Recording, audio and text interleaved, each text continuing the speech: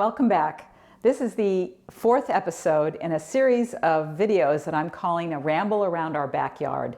Basically, it's finding parks that are within a 4 to 6 hour drive of our home base.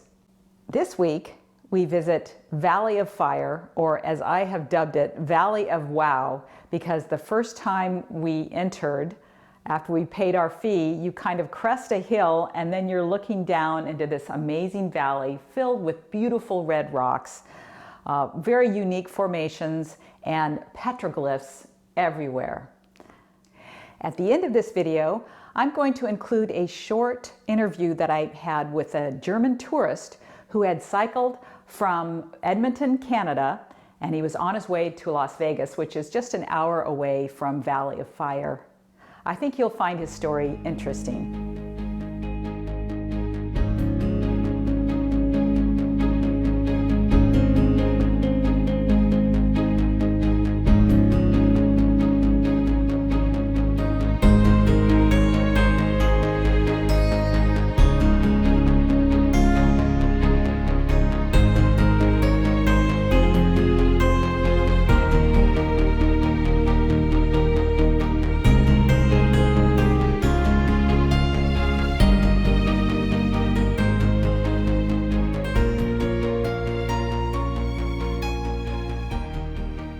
But first, let me set the stage. Last week, we were camped at Boulder Beach in the Lake Mead National Recreation Area. The montage you just saw was actually not within Valley of Fire State Park. It was taken within the National Recreation Area. And so you can see the Boulder Beach Campground down here. And Atlatl Campground, which is where we're heading, is up here. That is a 90-minute drive approximately. So if you want to see the most scenic route, do not follow Google, which may send you up here to Interstate 15, but take Highway 167 that goes through the recreation area. It's really quite a beautiful drive. One of the first stops I think you'll want to make is at Rodgers Spring. This is where we saw a herd of 9 bighorn sheep. We just kind of glanced over at the rocks and saw them scampering away from the spring.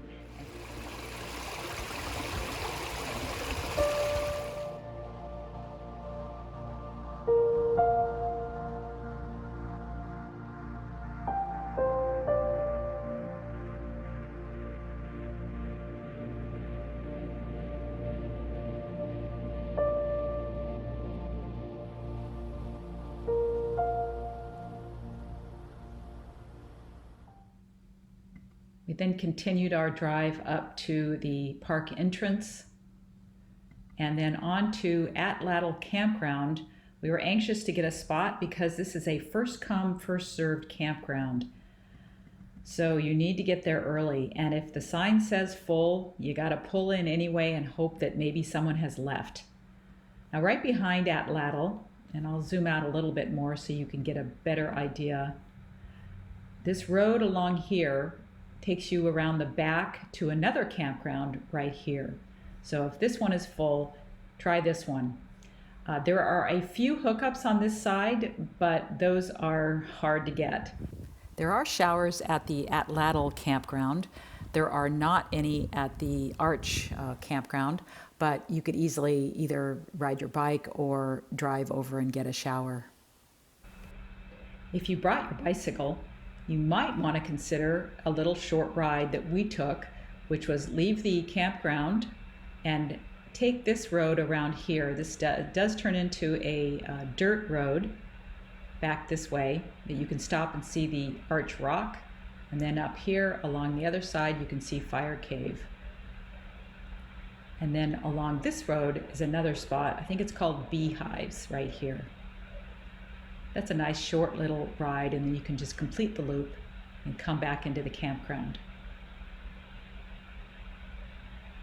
Also nearby, within walking distance, are another group of petroglyphs, and John and I spent probably a good hour exploring the area There is a stairway that you climb where they're trying to protect a whole group of petroglyphs. But once you do that, then take this little, there's a little opening between the rocks, and if you come back through that, you can take a little loop around and see lots more petroglyphs back in this area, and then come back down.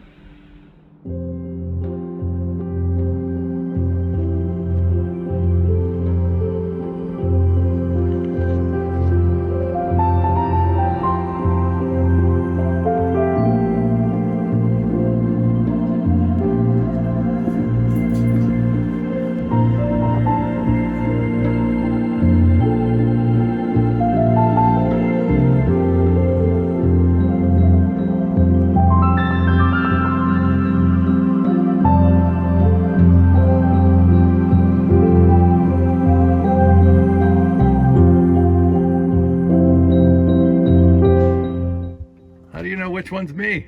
Well, I think you got it wrong. This one has big hair.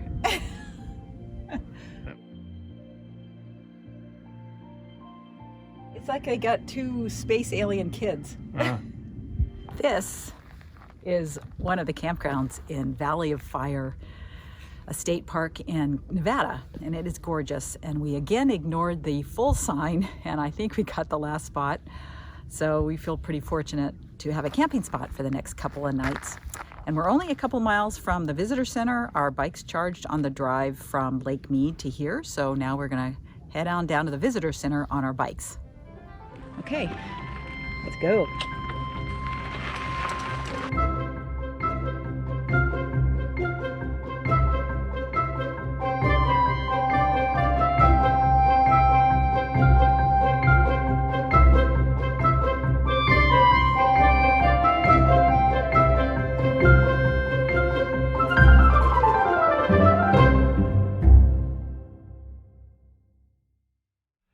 Now, when you leave the visitor center, there's also a road that goes up to a place called Mouse Tank, and it's one of the steepest roads I have ever seen. And we did that on our mountain bikes. I mean, on our e-bikes, but it was incredibly steep. It's not too heavily trafficked, but we headed up there to a little trailhead.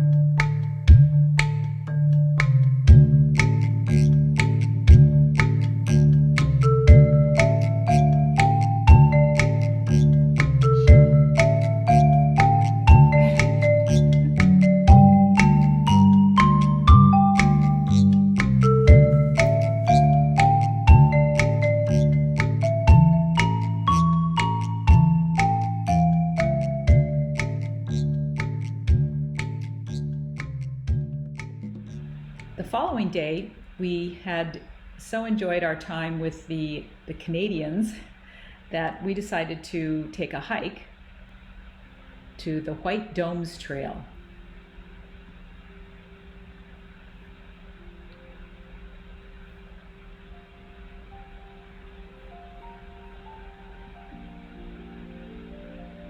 There's an old film set here on this trail, so you can check that out, as well as hike through a really nice little slotted canyon. We enjoyed that hike and also the company of our Canadian friends.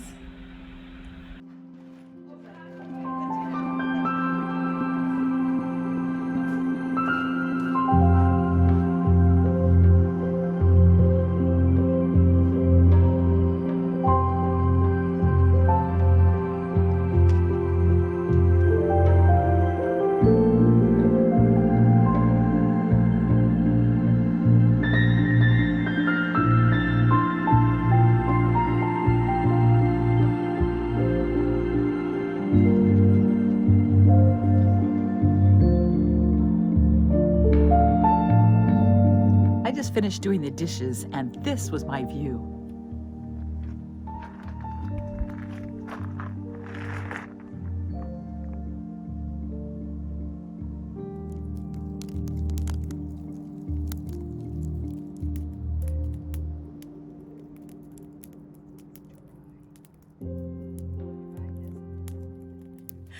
John and I were packing up to leave Valley of Fire, and we met this most amazing man who's from Germany. His name is Manfred, and he has cycled here from Calgary, Canada, in 5 weeks. No, 6 weeks. 6 weeks. He's heading back to Germany tomorrow or the next day. Next Tuesday. From Las Vegas. Yeah. And so I couldn't pass up this chance for you guys to meet Manfred and hear some of his story. So, well, tell us, let's go back to, you've written a book. Yes, but before I got the diagnosis, leukemia. Yeah, so he had a leukemia diagnosis. Yeah, but it's a very rare kind of leukemia. You cannot cure it. And it was 2005. During this time, I was a teacher in my home place for German language and geography. But when it was bad, my disease, 2009, I got chemotherapy, and Chemotherapy. it was very bad. And I was on an intensive station for a few days, and later my professor told me, oh, he didn't know if I survive. And after chemotherapy, 6 months later, I recovered, and 2012, I'm a member of German Cancer Help Society.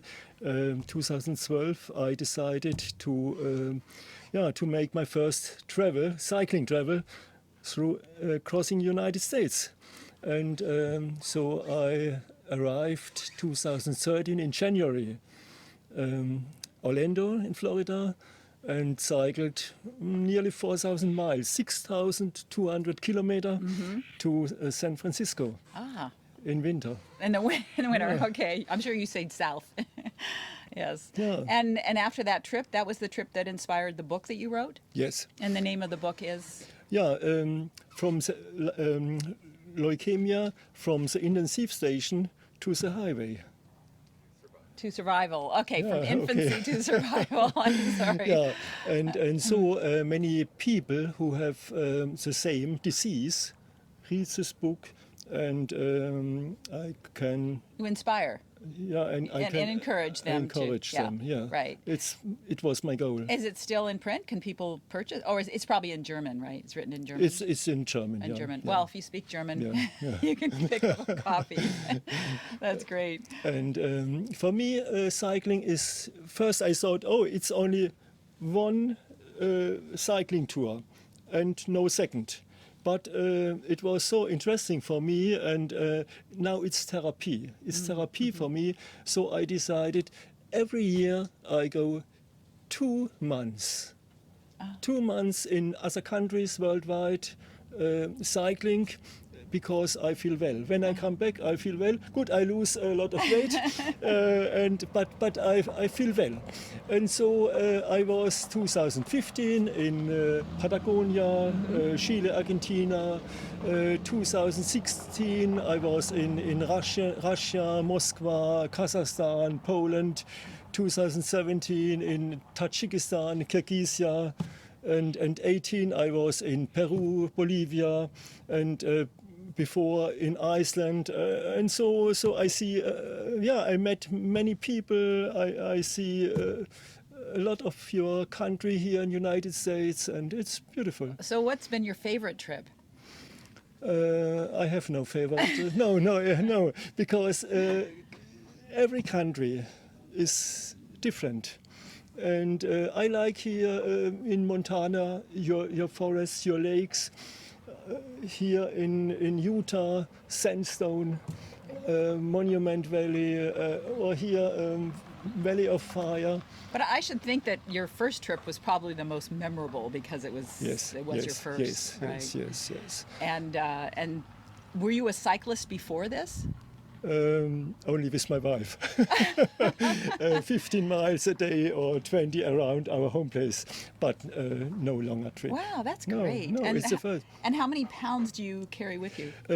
I have this year, including my baggage, it's 20 kilo, 40 with food and 50 pounds. Do you have any problems finding campgrounds? No.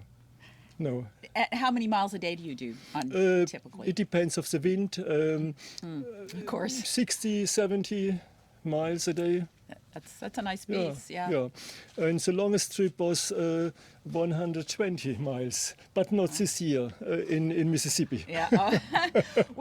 John and I, we drove to Alaska this last summer, and we passed a lot of cyclists, and it just amazes me, these incredibly long distances there. Yeah, but I want to go in autumn, not in summer, because in autumn the advantages, I have no mosquitoes.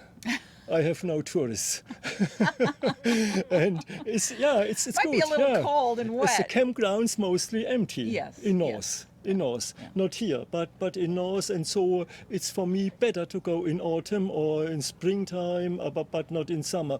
You must see. Grand Canyon example. 90% of the people, of the tourists, come in summer. I was in Grand Canyon in February. Ooh, burr. No, it's okay. Well, you're German. You're used to that cold weather. Yeah. And so I'm cycling. I feel well. I go 2 times a year to the hospital for a checkup, and at the moment it's okay. And perhaps I need in a few years a new chemotherapy. Perhaps we have in a few years better medicine. I don't know. Now, I overheard you earlier saying that back home you have a camper van similar to the ones that we have here. I shipped we have similar the same. I shipped it with 2005 in September to Nova Scotia. My wife and I, we traveled 8 months in United States. And so I have seen many places here before. And here in Valley of Fire, I'm now the 4th time. 4th time, and this is our first time, and we've lived in Southern California for over 50 years. Yeah, doch. And I like it. And now it's warm. But weeks ago, it was very cold. We have several cold fronts, and in Montana, in the afternoon, I sit in the sun. Without shoes and 20 degrees Celsius warm, and 24 hours later minus 13. Terrible. And you can never get bored. Yeah. Wow. Yeah. Do you plan your trip out every stop, or do you just go with the flow? The first trip crossing the United States, I planned. Yeah, but now I have. It's easy for me. I have I have apps, and I can see the campgrounds in my handy. It's no problem. And when you go east, when you go to Russia, you have no campgrounds. When you go Kazakhstan, Middle East, no campgrounds. You can camp everywhere. But in East Europe, you have no fences. Here you have fences along the road, on the highway left and right side. And in South America, the same, Chile, Argentina. And so it's difficult to find a good campground. Do you have a website or anything where people can follow you on your journeys? I have a website, but I have to look. I have one. Okay, well, we'll write it down and we'll put it as a subtitle. Yeah, okay, I have one. That would be great. I have one. Yeah, wow. Well, next year when I feel well, next year I fly to Novosibirsk. It's in Russia. It's Siberian. Russia. Siberian, yeah. And Siberian. I cycle to Mongolia and China, to Peking. Wow. It's the end of my journey around the world. Wow. Yeah, because I cycled United States. I crossed the United States. I started in west of France, Bretagne. It's west, and to Berlin, through Poland, Moscow, Kazakhstan, Tajikistan, Kyrgyzstan. Now I need only cycling. Well, what about Australia and New Zealand? No. Too many snakes. poison animals. No. And then, not to Africa. It's too much corruption. Yes, I don't absolutely. like it. No. And what kind of bike do you ride? Oh, I have a special, it's a German bike, Stevens bike from Hamburg, and I have a roll-off, and here I can charge my batteries. It's very good bike, and I have very good tires. Here I can charge my batteries when I'm cycling in 4 hours. My batteries You mean are your full. batteries are like your phone and your electronics? Yes. And here, you can see, I have here only my change doesn't move here. Oh, okay. Yeah, it's good. And here inside is a little bit oil. I can change my gears here. And when I stay, it's a very good bike. And the last 15,000 miles, only one flat tire. Oh, no wow. problem. Yeah, That's amazing. amazing. No problem. Oh, well, Manfred, this has really been a joy to talk to you, and I so appreciate it. I hope you have safe travels from here on out. Yeah, it's only 100 miles more, and I take the plane back. Well, thanks. Yeah, good luck with flying. Okay, thank you. That's it this week. Next week will be the last installment, and we will be at the Mojave National Preserve. Thanks for watching. I'll see you soon.